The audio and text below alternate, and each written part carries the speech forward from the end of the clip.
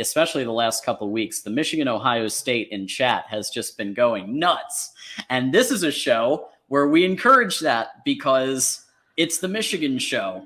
But we see it in every show that we do, including Iowa and everywhere. So could you just remind everybody on some of the things that both sides can point to?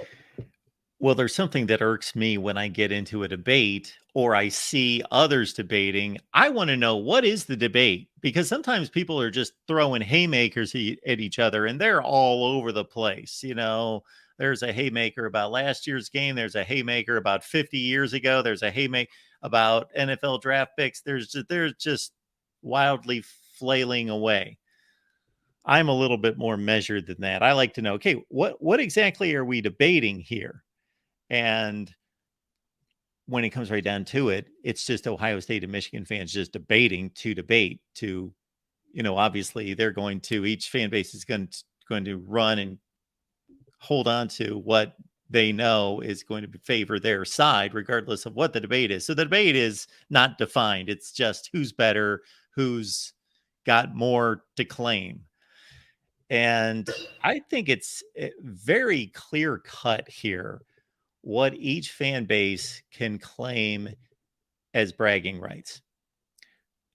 The Michigan side is obviously in the here and now. Michigan has won this game the last 2 years and has won the Big Ten championship the last 2 years. So they have won the game on the field.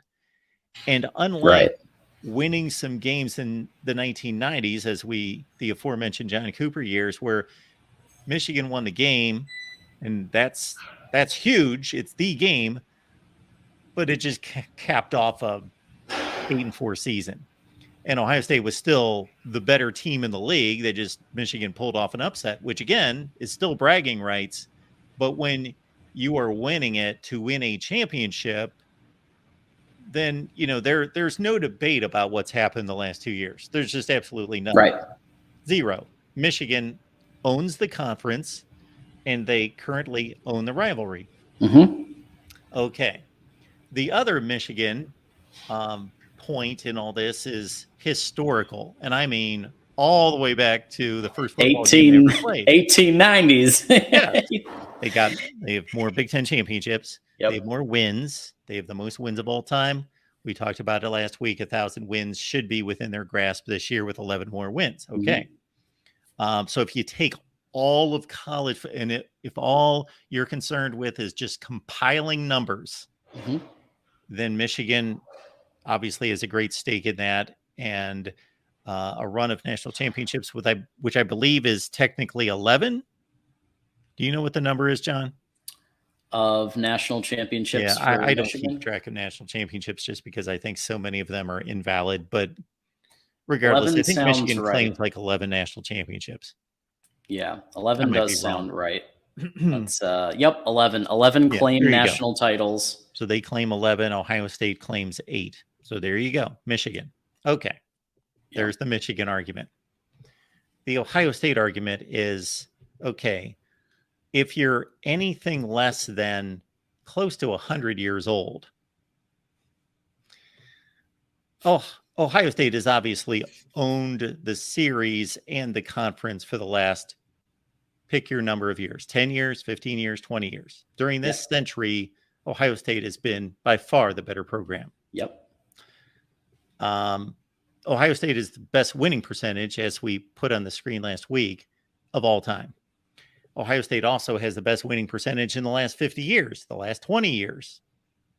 It's been consistently the greatest program from just the sheer point of just winning percentage, winning games consistently for decades and decades and decades.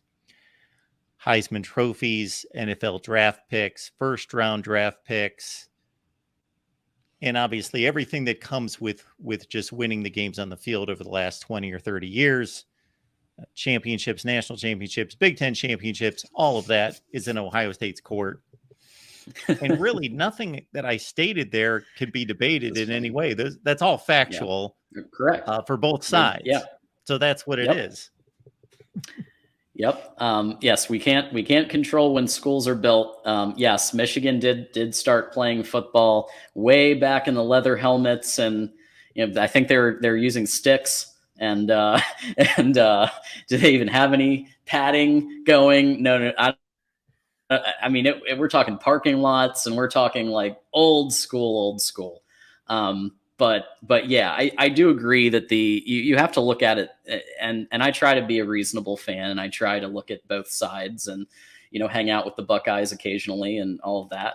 And yeah, I mean, there's the fact that yes, Michigan has the numbers all time in terms of national championships, in terms of Big Ten championships. However, if you look post World War II, you look at the modern era of college football. Ohio State has been leading that for pretty much all of it, and it's really just the last 2 years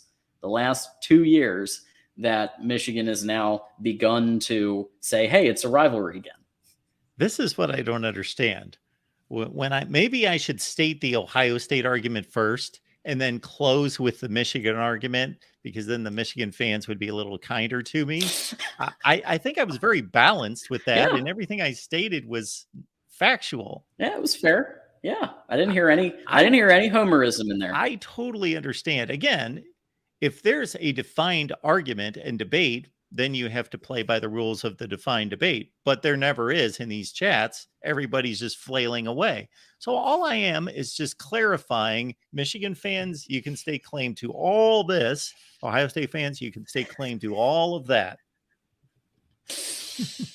Yep, and and I'm one of the Michigan fans who says the actual spot itself it was a coin flip, and the people on the referees, the officials on the field. I mean, can you imagine? Just put yourself in the shoes of one of those guys, like trying to make that call.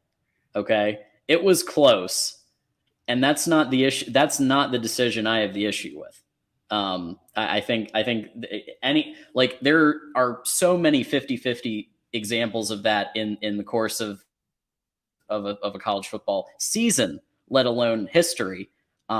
So it just happened to be that that was like the defining piece that everybody points to. But would they have even been in that situation with that unsportsmanlike on Harbaugh that was 15 yards? Would they even have been in that situation with some of the PIs? Those are the ones that I hope that when we have that 2016 look, that we look at not just the spot, because to me, again, it's tight.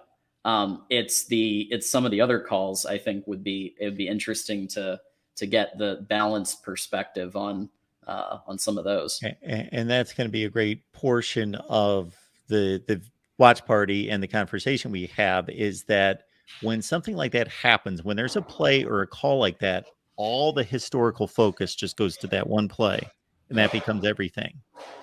You're going to be able to relive and discuss, and we will all discuss a lot of those other things that are forgotten or not remembered correctly. And all of that, we'll get to see the context of all of it, not just it all becomes just one play.